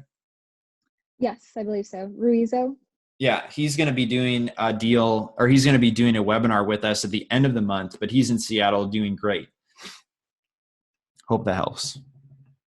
Harold. Okay, small cities. So like here in Indiana, Indianapolis is like 1 million people. So it's like big city for us, but small city for everyone else. There's a city like Fort Wayne, and I know like Tyler Hazel actually did his entire business in Fort Wayne. And let's see, he was doing deals, and actually it was big enough where people, I meant to search Fort Wayne. How many people live in Fort Wayne?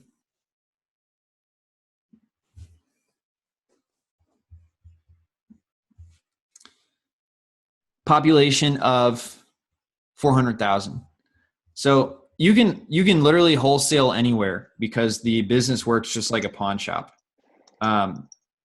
You're providing speed and convenience, and the seller is providing you a discount. The thing you're going to have an easier time doing though is probably selling the property in cities that are at least a couple 100,000 large.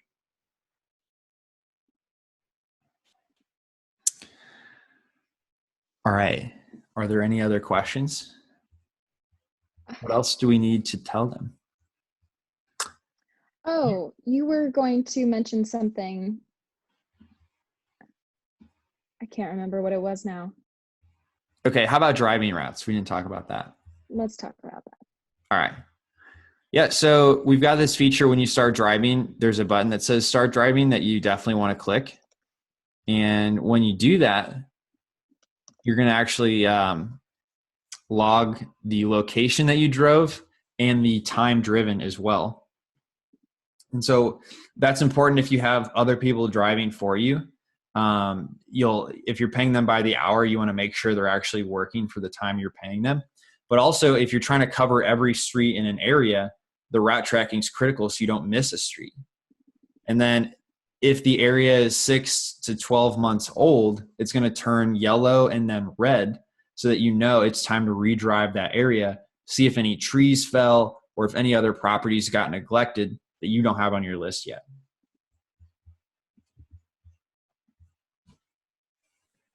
Oh, okay. So Andrea said I was going to tell them about the new feature in DealMachine. So there are a couple things that are new in DealMachine. And this first one is how to do like a bulk mail drop. And the way that you would do that is go to the settings and go down here to upload list. And then the next thing you want to do is actually upload a spreadsheet. So I'm looking for the one I was working with yesterday. There you go.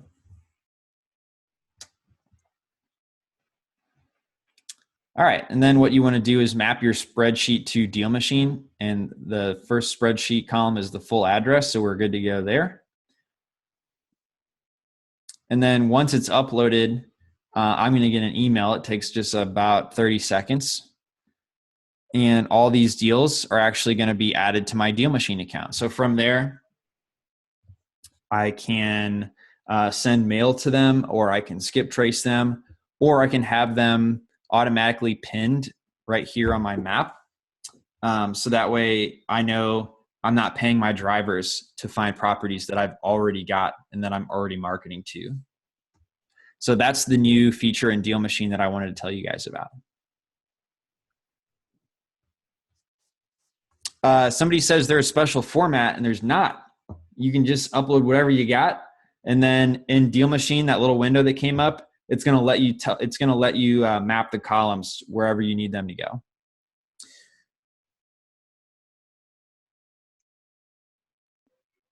Okay, is there a way for the camera option to appear faster? I've driven and walked, and it takes too long. Sometimes for the camera to pop up, for me to discreetly take a pic of the house. All right, so first of all, do not worry about being discreet. If anything, I think that will hurt you. Just like, don't be shy about what you're doing. Get that perfect photo. And if somebody asks, hey, what are you doing? Don't like scurry away. Have a conversation with them and say, hey, I'm an investor. I'm looking to buy properties in this neighborhood. I really liked that one. Do you know anything about it? The less discreet you are, the better you will be. I know it feels weird at first because you're like, well, should I be taking a picture of this house? And the answer is yes. And the answer is you should openly welcome people asking what you're doing, and you'll get a lot of information. But with regards to the camera feature, it uses the camera app on your phone. And so it's actually in the DealMachine app, you click take a photo, and then it brings up your phone's camera. And there's unfortunately not anything we can do to speed up, however, that actually happening. The thing I did want to mention, though, is we have a street pick feature, which pulls it from Google Maps that you can actually turn on if you're interested in that. But the actual photo of the house is way more powerful than the Google Maps photo. So I would say keep doing what you're doing, Tisha, and don't feel shy about doing it.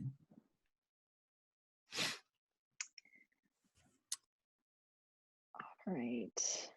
Amy is excited about this new feature. Yeah. Andrea, there's no special way to organize the spreadsheet before uploading. You don't have to do anything. You just don't. So let me show you that again.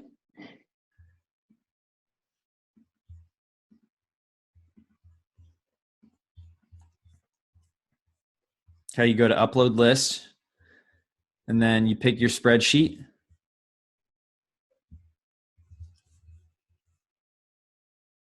I'm looking for my spreadsheet.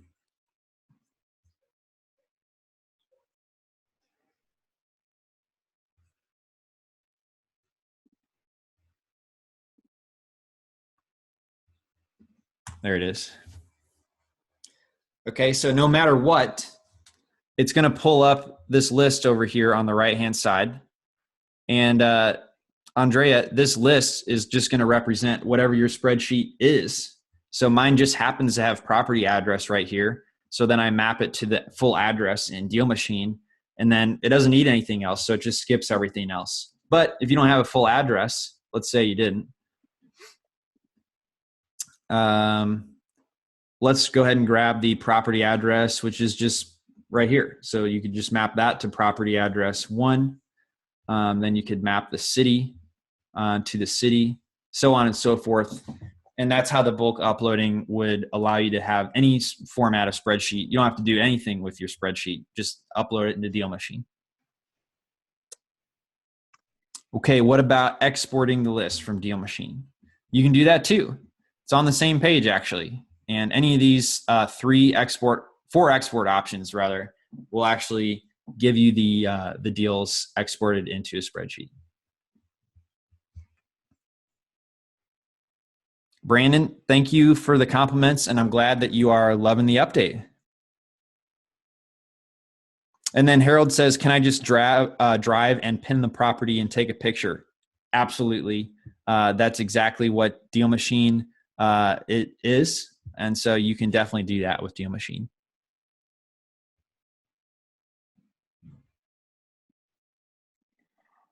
Tisha asked, oh, sorry, go ahead. Oh yeah, I was reading her question. It said, is there a search feature in the grid list for us to look for a specific property? And the answer is yes. So you just search for the address right here and it'll pop up.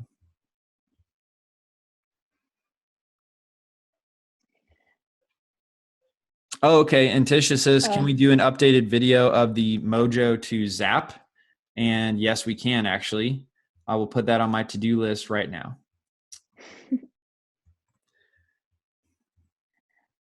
And then Judah says, what are the costs to send mail and to get the phone numbers? 1 second. Okay. All right. All right. So let's see.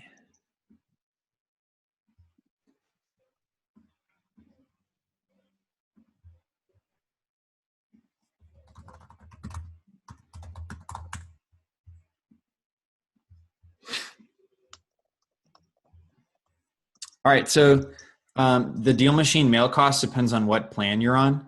And so it's the 99, 69, and 49-cent options that are going to represent how much it costs to send the mail.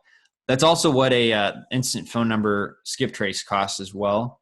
But we'll be reducing that price pretty soon here. So just be excited. Want to let you guys know about that.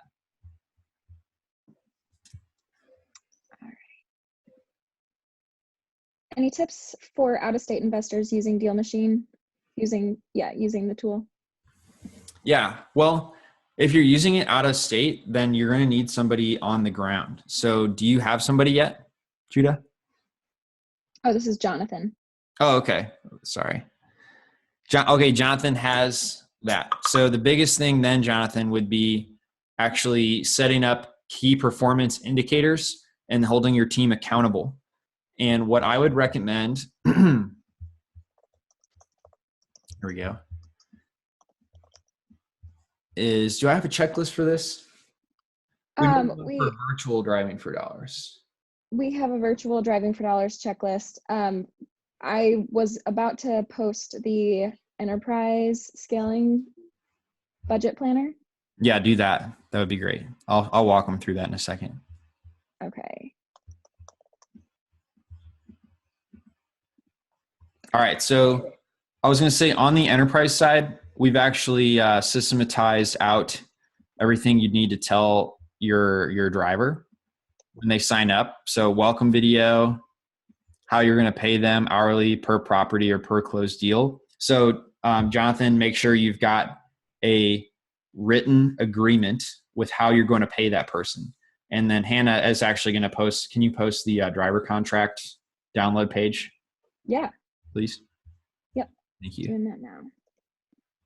And then you're going to want to inform them what types of properties are you looking for? Very, very, very run down properties, or nicer neighborhoods that just have like a little bit tall bushes or peeling paint. And that's what the distress level would represent.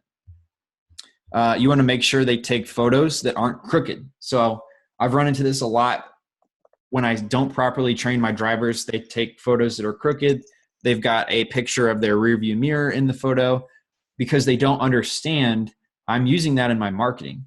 And so making sure they know why it's important to take straight photos is definitely key. Teaching them to use the tags to say what's wrong with the property. So there's tags when you're adding a DealMachine deal, and we've pre-filled them out for you. It says broken glass, tarp on a roof, peeling paint, tall grass, or stuffed full mailbox. We've got all those tags built in. So you want to make sure they know to tag those as a way to remind them what they're looking for, but also it'll organize your data and you'll be able to know like which houses have what wrong with them. You want to make sure that they use the driving routes. So the driving routes feature is just that start driving button. It's important if you're paying them hourly, like I said earlier, but if you, even if you're not paying them hourly, it's important to know where they've been so they don't duplicate their efforts. And then the tracking video is actually going to show them how to use the analytics to see their progress. So that was over here. And so they'll have an analytics view for themselves where they can see like, oh, I've added 5,000 more properties this month than last month. So good job. I'm excited about that. And this will help them stay on task. And so if you're paying hourly, I would make sure that you set a goal. My goal for an hourly person is at least 12 an hour because I'm having them drive in a little bit nicer neighborhoods. So then the other thing is like, how much budget should you set aside for this? So Hannah just posted this, so definitely check that out in the chat. But I'm going to bring it up here. So you can say how many deals you want to get per month from DealMachine, what's your average profit per deal or flip, and edit that. And then this spreadsheet will actually reverse engineer how many properties you need to add in month 1, how many number of properties you need to add in month 2. What should your budget be for paying your driver and marketing to those properties and paying for DealMachine for each of those months? And so that's actually broken down here. If you guys are curious, especially Jonathan, if you're out of state, this is going to be critical that you budget enough for the results that you want. And so download this thing. Hannah just put the link in the chat. And then also that driver contract. Did you put that one in there too? You did. Yep, it's in there.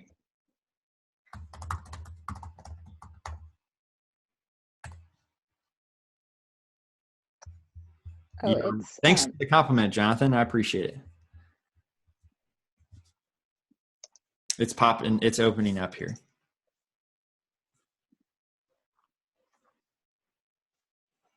Yeah, this is it.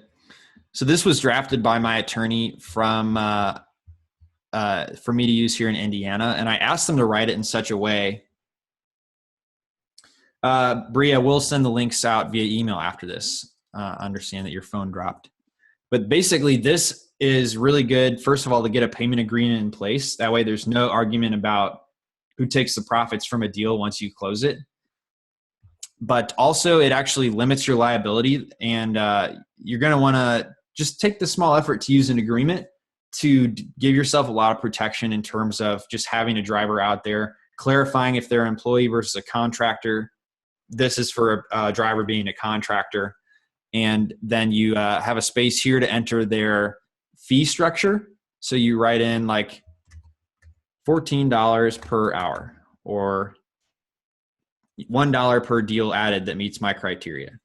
And then for their description of duties and responsibilities, I've written this in already. Contractor is an independent contractor of the company, shall provide certain consulting services, taking photographs of vacant, rundown, abandoned, or distressed homes.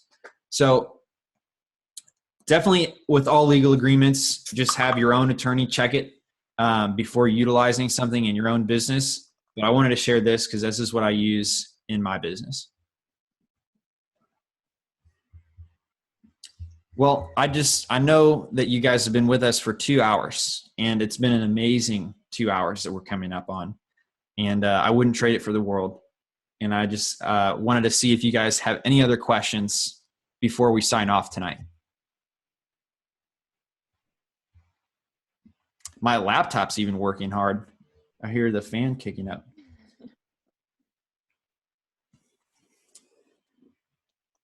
Suzanne, thank you so much. Oh, Jonathan, I'm just using my MacBook camera. Nothing special. It's the camera built into my MacBook. I'm glad that it's good quality. One tip that I notice is this black wall. I feel like I look better in front of. Yeah, a very white skin. And then let's see. This light helps. So I think that it gets rid of some of the shadows on my face. So that's probably helping with the quality. And this ring light was like $10 from Amazon. So I would highly maybe ordering one of those if you like how it looks. Let's see. Awesome. All right, Dwayne, and we'll pass on to Trevor your thanks as well. So good night, guys. And I will talk to you guys next webinar, which will be 2 weeks from now. I believe it will be with Dedrick and Crystal Polite.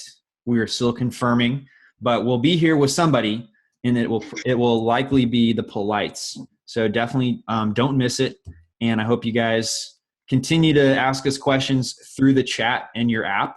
We're very responsive within 5 minutes there. So any follow-up questions you have, please let us know. Have a good night, guys.